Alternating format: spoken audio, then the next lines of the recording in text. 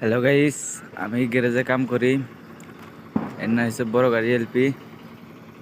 ওইখানে ডাম্পারে কাম করতেছে। রাত বাজে 9টা বাজে। 9টার টাইমে কাম করতেছে। এটা বোলেরো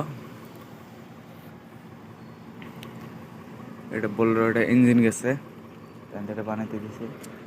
এটা অল্টো গাড়ি না, সব গাড়ি আর কি ধরেন পড়ে রয়েছে। রাত 9টার টাইমে কাম নাই, তাই ভিডিও করতেছি।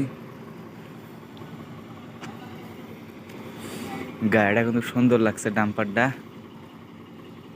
মানুষ এটা গেতেছে।